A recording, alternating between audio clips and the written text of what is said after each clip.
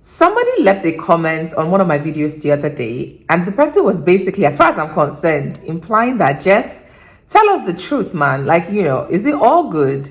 Is it all groovy living in the Netherlands? So basically, I've taken it to be like, hey, are you telling me that I don't share a balanced view? That I only tell you guys good things about the Netherlands, blah, blah, blah. Is that true? Do I only tell you guys good things about living in the Netherlands?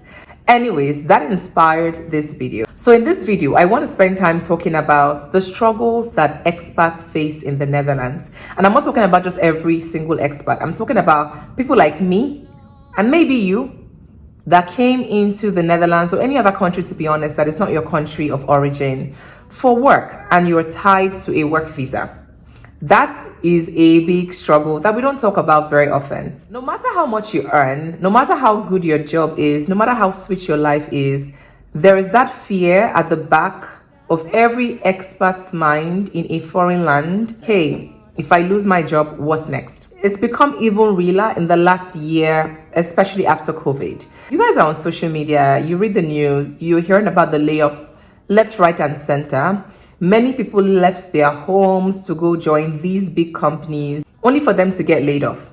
What that means is the moment you get laid off, your time starts to tick. So this one is one struggle about living in a foreign land. And in this video particularly, I'll be speaking about the Netherlands. Well, let's do a bit of introduction first. If you are new to my channel, my name is Jess and you're welcome to my YouTube channel. I hope that you enjoy this video and I hope that you consider subscribing to my channel. If you're a returning subscriber, thank you guys. I know that I've been MIA for a bit, so thank you for holding it down and just being patient with me. Now let's get into the cocoa of this video.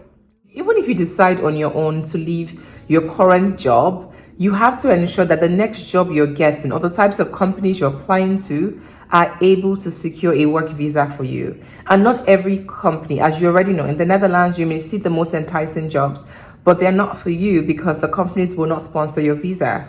So you have to be very intentional during your search to know what types of companies actually can or are able to sponsor a work visa. So basically you are on a rolling work visa until such a time when you actually get a PR, like a permanent residency, or you go through the naturalization process and become a citizen of a country. So God be the glory, I have not lost my job and I will not lose my job in Jesus' name. However, if we were to lose our jobs tomorrow as expats in this country, the government only gives you 90 days. You only have 90 days for you to carry your kaya and get out.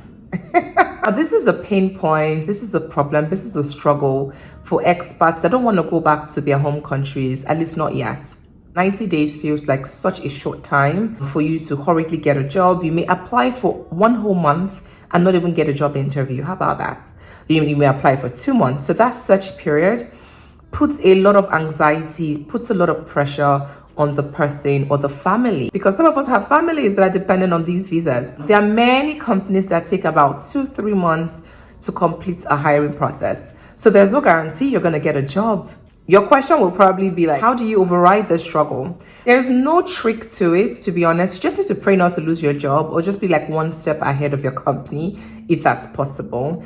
The other way to relieve this pressure is if you've got a partner that works, it would be good if they could get their own work visa, like if their company could sponsor their visas. So if anything happens to either one of you, you could rely or depend on each other when it comes to the work visa. So the hustle is real. Of course, the country has to have rules, like, I'm all for that. But I kind of wish the timeline was longer, especially in a case where you didn't see this coming. You didn't anticipate you were going to lose your job. You woke up one day and it's like, boom, you're done. The other thing that I think is a big struggle for foreigners or like non-EU citizens in the Netherlands, like folks like us from Africa, many foreigners, especially non-EU residents in the Netherlands, have the goal of like securing the pali, securing citizenship, securing permanent residency, securing something that just guarantees their stay and removes that attachment to a job. Where even if you lost your job tomorrow, knowing that you've got your PR or you've got, your citizenship, or you've just concluded your naturalization process, you don't have that pressure on you. You can be jobless for 6 months. As long as you can pay your bills, you're fine. The timeline to permanent residency / citizenship is 5 years. Now, this is pretty common in many other countries. The timeline is a long time. In other countries like maybe Canada, it could take you 2 years or thereabouts to secure PR, like secure the permanent residency, and then you can chill. The third pain point, struggle, I don't even know the word to use anymore, is that for many of us from foreign countries, especially some African countries, Kenya, Nigeria, yeah, people like us, in order to go through that naturalization process and then become an actual citizen of the Netherlands and like actually get their passport, you're going to need to renounce your nationality. Netherlands does not permit many countries to have dual nationality. There are some exceptions to this rule though. Yeah. In some countries, it is actually illegal to renounce your nationality. And also countries like America, Canada, you can definitely keep your citizenship or nationality even if you want to become Dutch. And there are some other exceptions, but let me know if you want to see a separate video on this and I'll do it. So if I said, okay, I want to become a citizen, so I would not have a Nigerian passport. I would only have a Dutch passport. So if I wanted to travel back home to Nigeria, I'm basically going to require a visa. The thought of that just drives me crazy. I'm going to need a visa to get home. I know for many Nigerians, we may not care as much anymore, but I think it's something worth caring about. For many Nigerians that I know that are very tired of Nigeria and all the corruption and all the negative stuff that we hear about and feel as citizens, some of us don't care, but I care about that. I don't want to have to apply for a Nigerian visa to go back home. For some people, they don't care about the dual nationality. They just want to get the Dutch passport and move on with their lives.